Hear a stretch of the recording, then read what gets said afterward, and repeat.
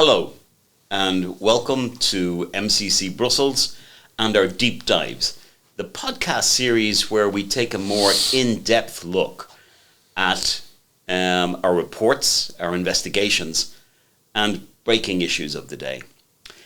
Today I'm delighted to be joined by Thomas Fazi again. Thomas has published a new report, The Silent Coup, looking at how the European Commission has made a power grab. Thomas, thank you for coming in with us today. Hi, John. Why did you call this report The Silent Coup? Right. So the report focuses, as you mentioned, on the way the Commission, but I would say the supranational institutions of the European Union more in general, have systematically, constantly, and I would say exponentially expanded their powers, their scope, their influence over the affairs of member states, especially over the past decade and a half. And there's two aspects to the story. One is what is known in academic literature as competence creep. And that's just a way in which the European Union tends to, expand its influence in areas where it previously had no competences. Mm-hmm.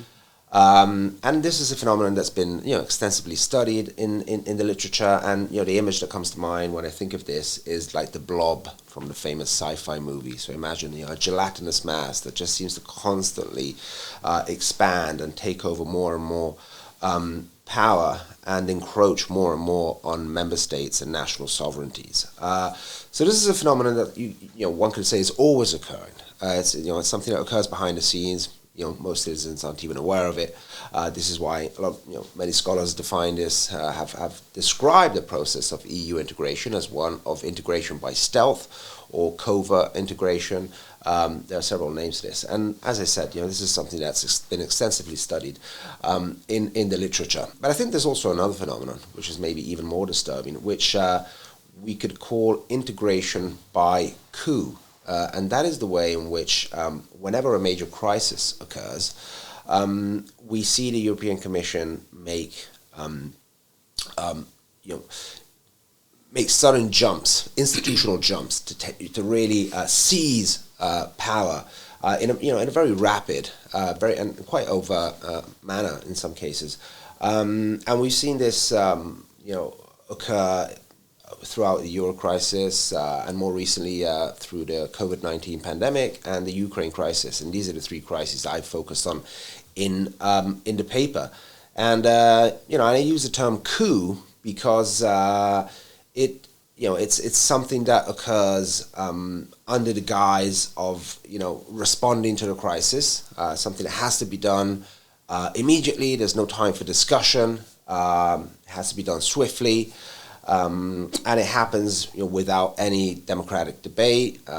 Public, has no role in or no say in all of this. And this has led to, especially over the past few years, the Commission really expanding its powers in an unprecedented manner, especially under the von der Leyen Commission, really assuming a central role in matters and affairs, over which it really doesn't even have any formal competences, especially if we consider, for example, matters of war and peace and security and defense matters. Going back to the 1950s, to the precursor of the European Union, the European Economic Community, at the very beginning, it was really established as a supranational organization anyway.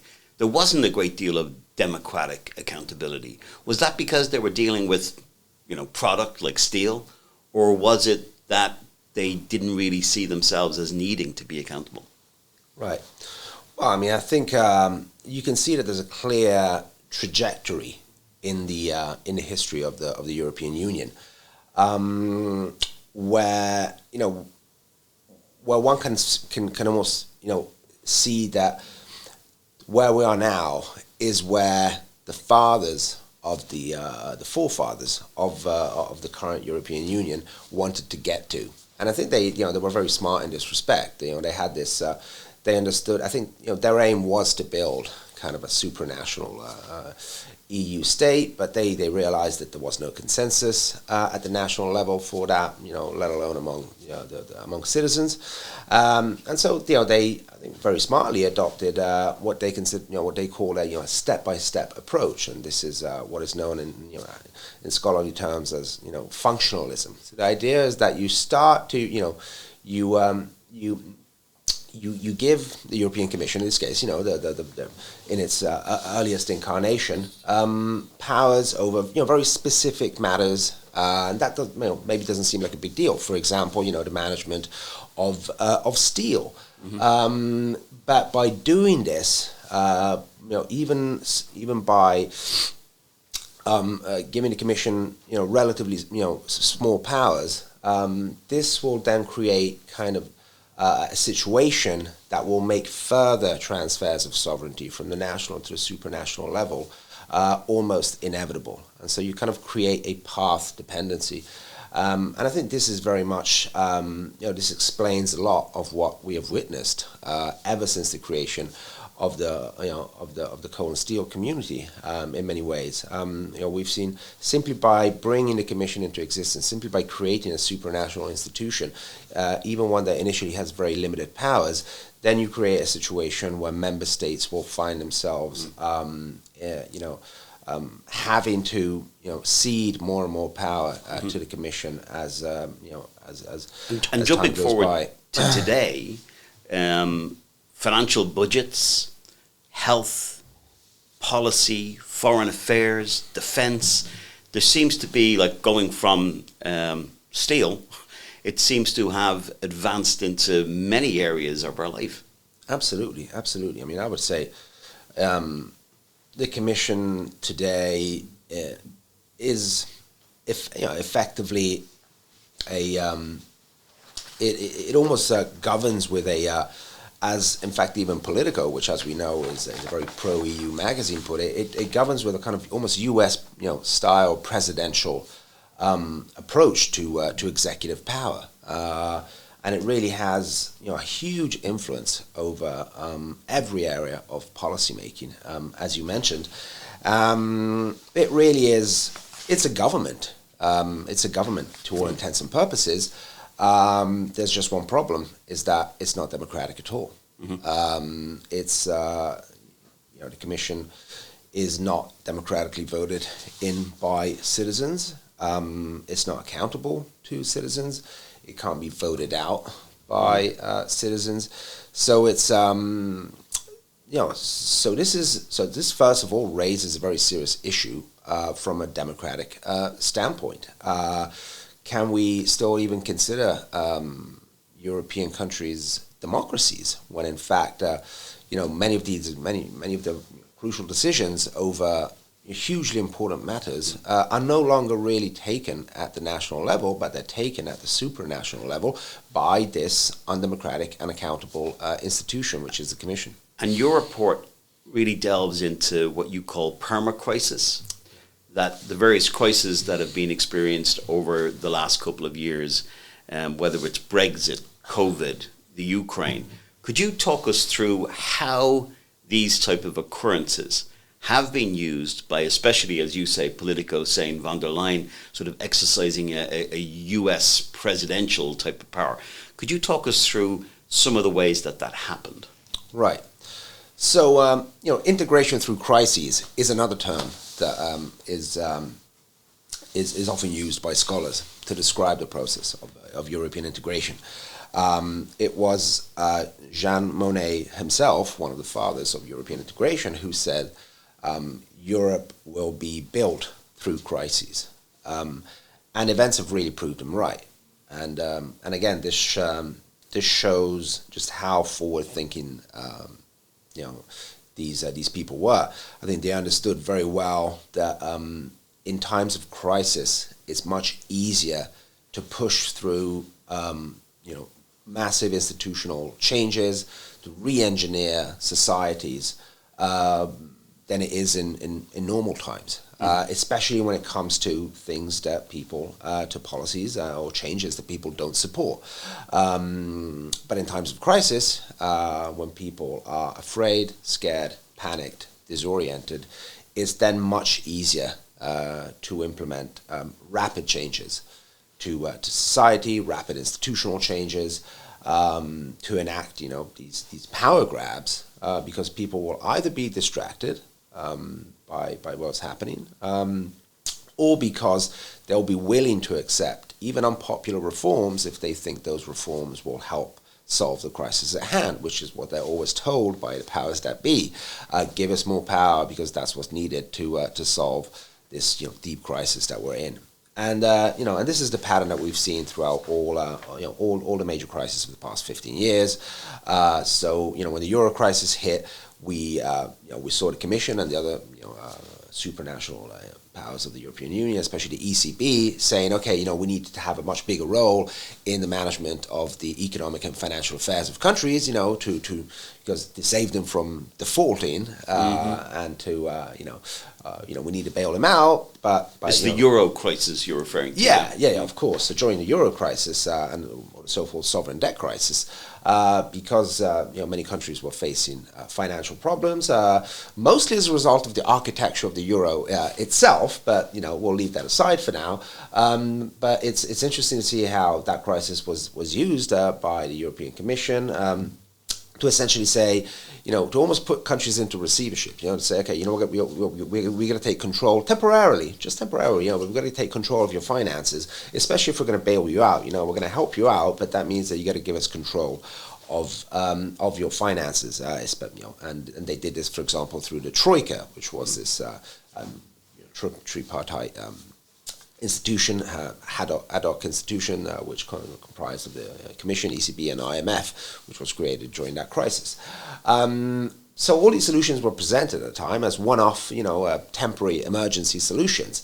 But what happens throughout all these crises is that measures that are presented as one-off, as temporary, then lead to permanent institutional change. And so the Troika, which was this ad hoc institution created, just to solve the crisis at hand, then led to a number of new regulations, rules, and even a treaty, the fiscal compact, that effectively institutionalized the austerity policies that were rolled out during the euro crisis, and institutionalized this system of economic surveillance, whereby the Commission was given sweeping powers to essentially oversee and the budgets, the financial fiscal budgets of member states, and so that led to a massive institutional change. There was nothing temporary about it. That saw a huge transfer of power from the national to the supranational level when it came to the management of the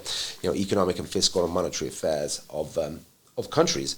But a similar pattern then emerges in subsequent crises as well. So when COVID hits, then the Commission under von der Leyen immediately put herself at the helm of the crisis response, both on the economic front and then even on the vaccine procurement front.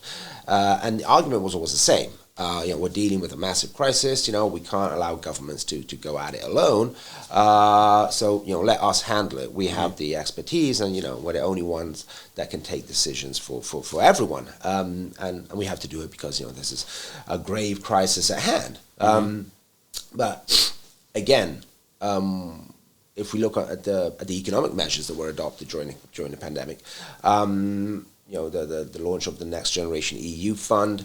That wasn't just that was presented as an economic support fund to help countries get through the crisis, but in fact what it led to was an actual change in the de facto economic constitution of the European Union, because for the first time we saw the EU undergo a massive joint borrowing operation program. We know that that's something that regardless of whether one thinks that's a good thing or not, we know there's always been strong resistance against that by certain countries and certain electorates. And that was not overcome through a democratic public debate. It was not overcome through treaty change. It was overcome simply under the guise of responding to the crisis. And so under the guise of responding economically to the COVID crisis, we've now evolved into a situation where not only is the European Union now taking on joint debt, which is something it had never done, certainly not on this scale, but we also have the Commission in charge of the disbursement of these funds, which of course gives the Commission a huge say not only over how this money is spent. It's ultimately up. The Commission ultimately decides where this money has to go and into what kinds of investments, but it can then also use that money to blackmail states that don't adhere to the Brussels agenda by simply threatening or actually withholding the funds, as it has done with Hungary and Poland, for example. That's where the report goes, that you really sort of highlight serious concerns over national sovereignty and how the rule of law has been weaponized, really. Could you talk a little bit more about that? Yeah, absolutely. It's one of the most disturbing, I think, aspects of this whole story isn't just the power accrual, by the Commission itself. This would be problematic, even if we were dealing with an enlightened dictator, so to speak, which used these powers, to improve the lives of all European citizens. We'd still find ourselves in a situation that would be problematic from a democratic perspective, but at least, in terms of policy outcome, we could say that, it was justified. But clearly this is not the case that we're dealing with in the European Union. In fact, what we have is a situation where the European Commission has no qualms whatsoever about using its growing powers to blackmail states into essentially adhering to the Brussels agenda, and one of the tools that is used in recent years is the issue of rule of law.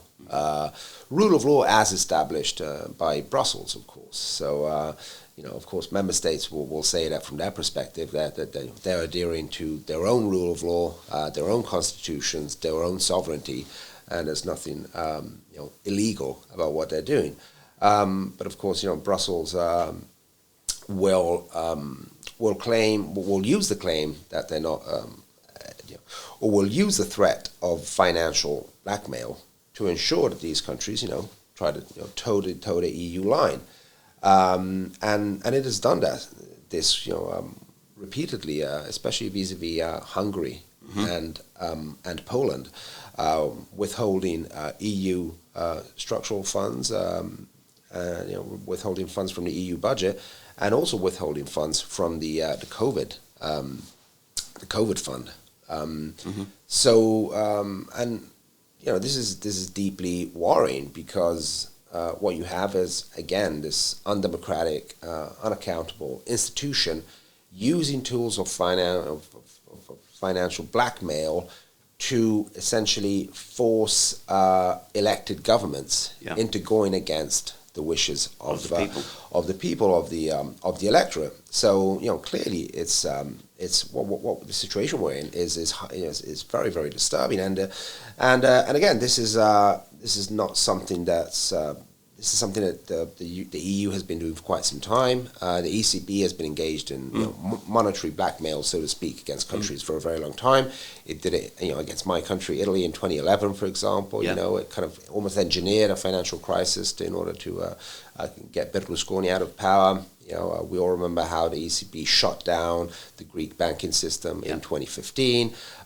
So we see the European Union has essentially turned into, I would say, a quasi-dictatorial institution that uses, the immense power that it has to, forcefully impose its agenda on member states. And how does the European Council and the European Commission, the dynamics between these two, how does this play into the equation? Yeah. So,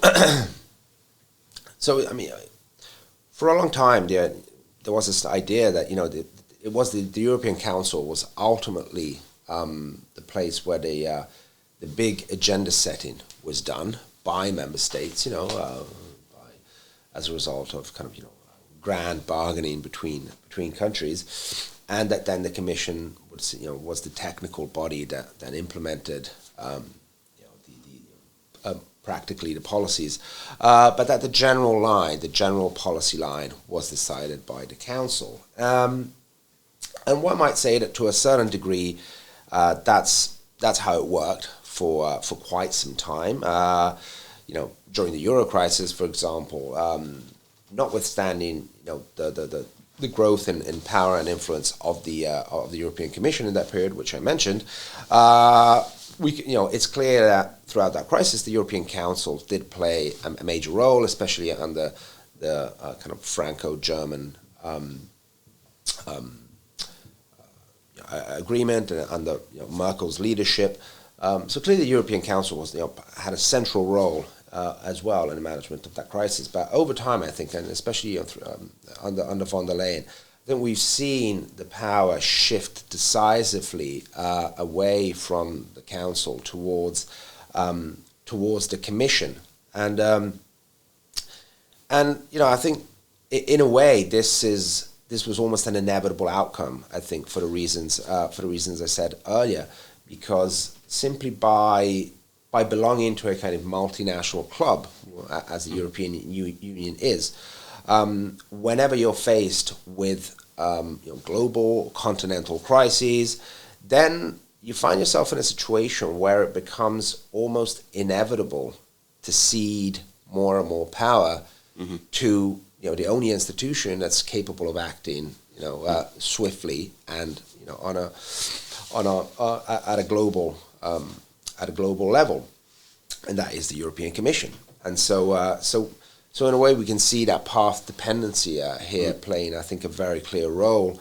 And then, of course, there's also the fact that we should never forget that pro-EU elites at the national level may also have an interest in further empowering the Commission, even if this may come at the expense of their own power.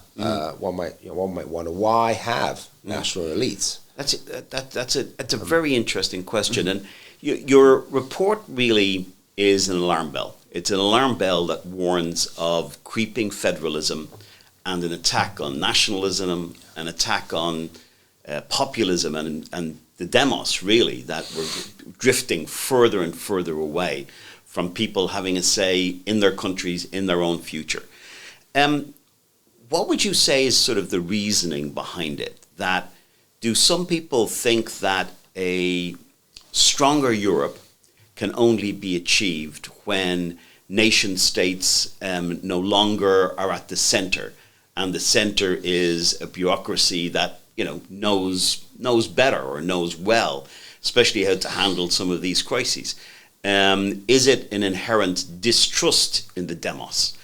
Is it, I once heard, like a lot as regards the initiation of this drift towards a federal states of Europe actually had a genesis in the fear of a third world war and the avoidance of that. So what's the sort of, what's the path that's actually led us here, and why are people taking us on it, do you think? Yeah.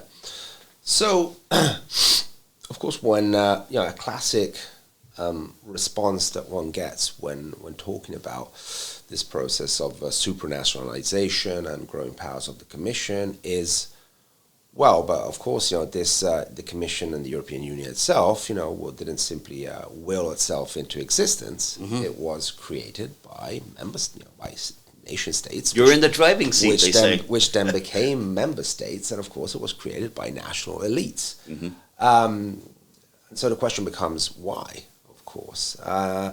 And you have the official narrative, which was that, the aim was, because, we're one big community, and so, it makes sense to create one big family as a way of collaborating on economic issues and preventing war, and, a lot of other nice, lofty ideals. I think the real story is slightly less enticing, and that is that I think many national elites saw the European Union as a way of kind of escaping the democratic pressures that they were facing at home. We're talking about the 70s, the 80s. These were times. These were very, politically. these were times when we still had when democracy was quite was very active. Mass political parties still played a very, very big role in politics, and I think elites found themselves under growing pressure from their own electorates to implement changes that went in a certain direction, and that that elites saw as a threat to their own power.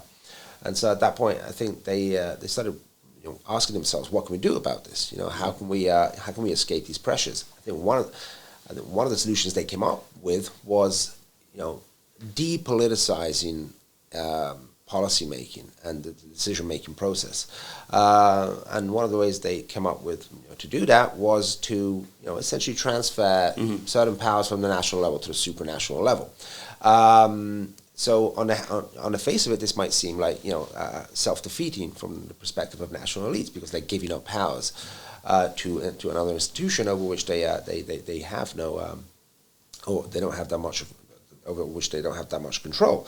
But at the same time, by doing that, they're also empowering an institution to implement those policies that they themselves would like to implement, but can't, but don't have the strength or don't want to be seen as responsible for. And so I think this clearly played a role, for example, in the way a number of neoliberal economic policies were rolled out in the 90s. That were rolled out by politicians simply kind of blaming the European Union or saying, this is not what we want, this is what the EU is demanding from us. So you see this kind of scapegoating of the European Union by national elites actually to implement policies that they themselves wanted to implement, but which would have been much harder to implement if they had to have taken political responsibility for those decisions. So I think that played a big role in especially in the 90s. Especially in certain countries in particular, they really sought to use the EU as a kind of Trojan horse to implement these a whole series of policies. So in a way, by appearing weaker, national elites actually become stronger. Because they can say, well, this is not up to us. Now it's up. These policies are decided above our heads.